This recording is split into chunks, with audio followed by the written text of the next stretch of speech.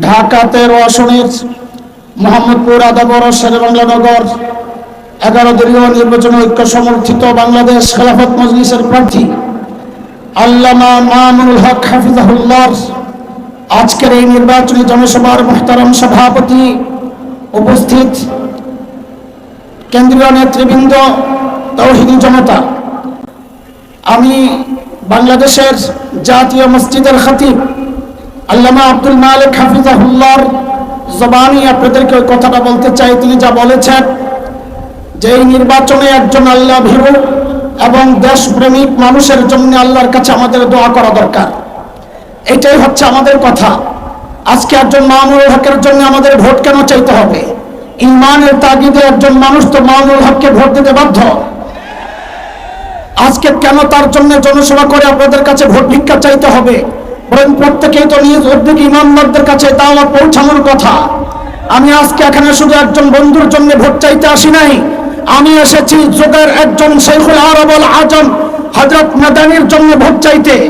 আমি আজকে একজন বন্ধু মামুনুল হকের জন্য ভোট চাইতে আসি নাই, আমি এসেছি যুগের শাইখুল হিন্দের জন্য ভোট চাইতে। আমি আজকে একজন আল্লামা মামুনুল হকের জন্য ভোট চাইতে আসি নাই, আমি এসেছি শাহ আব্দুল আজিজ মুহাদ্দিস দেহলভির মতো একজন যুগের মধ্যে মুজাহিদের জন্য ভোট চাইতে। একজন মজলুম জননেতা মামুনুল হককে যদি সংসদে পাঠানো যায়, এদেশের স্বাধীনতা সার্বভৌমত্ব রক্ষা হবে, এদেশের দুর্নীতিবাজরা পলায়ন করতে বাধ্য হবে। আমরা আর কোনো দুর্নীতিবাজ চাই না, দুর্নীতি চাই না, সন্ত্রাস চাই না। লুটেরাদের হাত থেকে যদি এদেশ রক্ষা করতে হয়, রিকশা মার্কায় ভোট দিতে হবে। আগামীর মার্কা বাংলাদেশের মার্কা, স্বাধীনতার মার্কা, মামুনুল হকের মার্কা, আলেমদের মার্কা, তাওহীদি জনতার মার্কা, নবী প্রেমিকদের মার্কা, সন্ত্রাস বিরোধীদের মার্কা, দুর্নীতি বিরোধীদের মার্কা। আমরা একজন শাইখুল হাদিসের সন্তান শাইখুল হাদিসকে সংসদে পাঠাতে চাই, নাকি কোন দুর্নীতিবাজের সন্তানকে সংসদে পাঠাতে চাই? আজকে সিদ্ধান্ত আমাদেরকে নিতে হবে।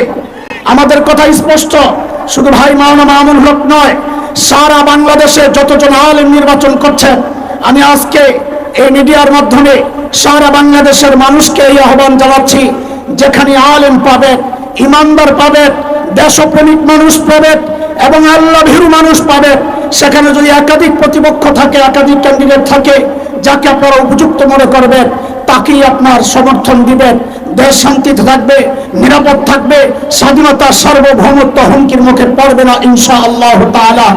আগামীর বাংলাদেশ হবে ইসলামের বাংলাদেশ ইনশাআল্লাহ। আগামীর বাংলাদেশ হবে পাশ্চাত্যের গোলামদেরকে তাড়ানোর বাংলাদেশ ইনশাআল্লাহ। আমরা ভারতের গোলাম চাই না, আমরা আমেরিকার গোলাম চাই না, পাশ্চাত্যের গোলাম চাই না। একজন আল্লাহর গোলাম আল্লামা মামুনুল হক চাই, আল্লামা মামুনুল হক চাই। নাসরুম মিনাল্লাহি ওয়া ফাতহুন করিব। আবাশশিরিল মুমিনিন।